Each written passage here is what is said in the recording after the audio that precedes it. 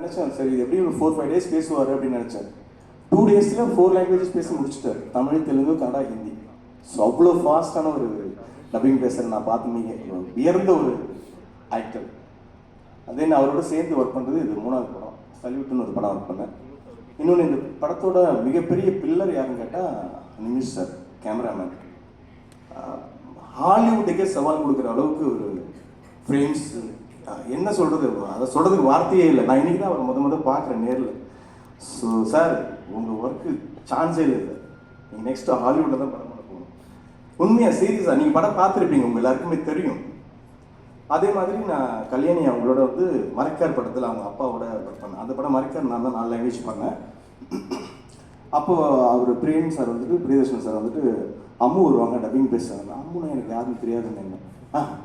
கல்யாணி தான், சரி ஓகே வர சொல்லுங்கன்னு சொல்லி எடுத்தேன். அப்போ எனக்கு ஏதோ கொஞ்சம் சாட்டிஸ்ஃபேக்ஷன் இல்லை. அப்போ மறுபடியும் வந்து பேசுனாங்க, அதுக்கப்புறம் வரவே இல்லை, என்னாச்சுன்னு தெரியல.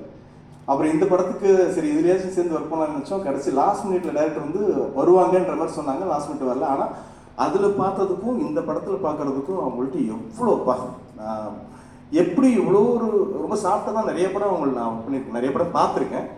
இந்த படத்தில் மிரட்டியிருக்காங்க. ஸோ அவங்களுக்கு மிகப்பெரிய தேங்க்ஸ். ஆமாம், இந்த படத்தோட எடிட்டர் ஆகட்டும், எஸ்பெஷலி நஸ்லீன் வந்து ஒவ்வொரு படத்துக்குமே ஒரு பெரிய க்ரோத். அது இந்த படத்தில் வந்துட்டு அவரோட சின்ன சின்ன எக்ஸ்பிரஷன்ஸ் வரைக்கும் அவ்வளோ அழகாக இந்த மீட்டரில் பண்ணால் நல்லாயிருக்கும். அதுக்கெல்லாம் காரணம் வந்து டோமினிக் சார் தான்.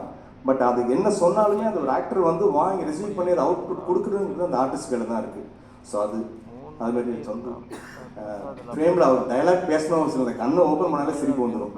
அதான் அவங்க 2 பேர் பேசுகிற விஷயம் காம்பினேஷன் வந்து அவ்வளோ தேட்டரில் இது. அது பிரதரோட ஒர்க்கும் சரி பயங்கரமாக இருக்குது. போலீஸ் ஸ்டேஷனுக்கு போயிட்டு வந்து வர சீன், அவரோட கல்யாணி அந்த வீட்டுக்குள்ளே போகிற சீன் ஆகட்டும். ஸோ ரொம்ப ஹாப்பி எனக்கு. ஆஃப்டர் எப்படி சொல்கிறதுனா, புலிமுருகனுக்கு அப்புறம் நான் வந்து ரொம்ப சாட்டிஸ்ஃபேக்ஷன். ஜனகணமன பண்ணேன், லூசிஃபர்.